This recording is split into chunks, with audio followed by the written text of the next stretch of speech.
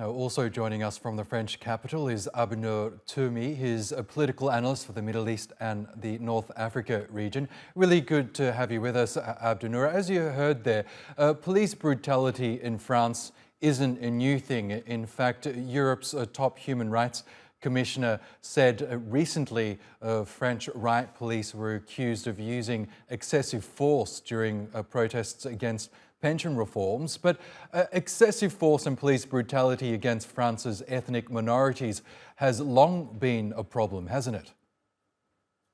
Good morning, sir, and thank you for having me on NewsHour. Yes, it is indeed. And again, unfortunately, I mean, these, I would say, normal police control turned out into a tragedy. And this kind of, again, event has become a serious social disease and a chronic socio-political disorder for all the French governments altogether, right and left alike. And this is, there is a chronology. This kind of event, again, as I stated, it can go from nowhere to end up into a serious, again, family tragedy, and also bring the debate of again, immigration and integration / assimilation and so on. Now, as far as the police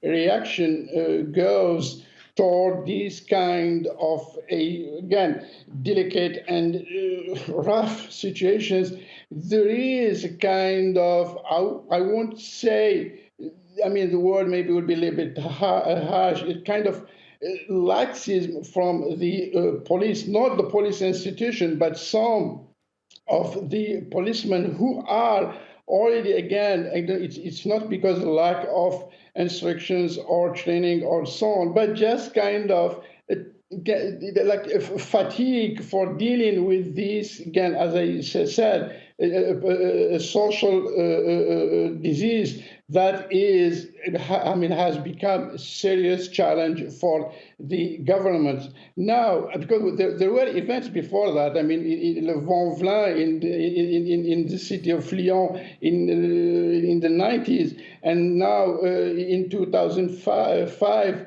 in the Parisian neighborhoods. And this, again, tragic event that is taking place started from, again, a banal police control to a tragedy, and that inflamed the entire French neighboring cities. They call them, what they call them here, the banlieues. And then we saw how these didn't, last much to inflame in cities like Toulouse, Lyon, Lille, Rennes, and of course, yes, the Parisian neighbors. But that's what makes President Macron now is in a panic mode, because he knows well, he is already having some serious crisis dealing with the latest fight on the law, controversial law of... Okay, Abdennour, can I interrupt you there? Because I want to ask you, what is it that President Macron can do to calm these tensions, to really reach out to those ethnic communities in Paris and across France to help them feel healed in the wake of this, the killing of the 17-year-old? There is a process, and again, as I stated, this is not new.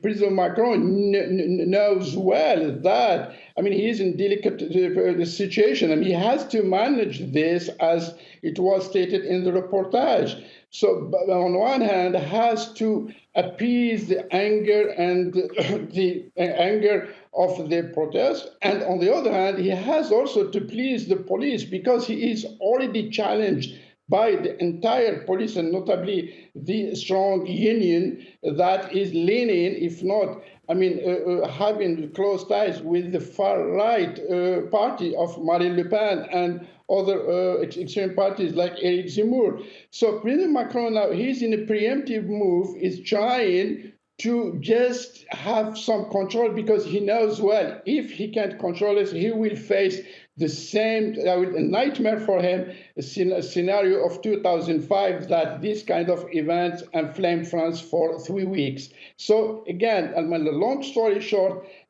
none of the government, this French government from left and right, still don't have a serious public policy toward this social issue. It's not about immigration. It's not, about the ethnic groups, because again, unfortunately, the one who paid the price are this young man who came with an ethnic background, notably from North Africa or the Sahel countries, and we have already a tragedy like in 2005, similar to Nahal's tragedy family, is the Ziad and Bouma in 2005. So it looks like a déjà vu again.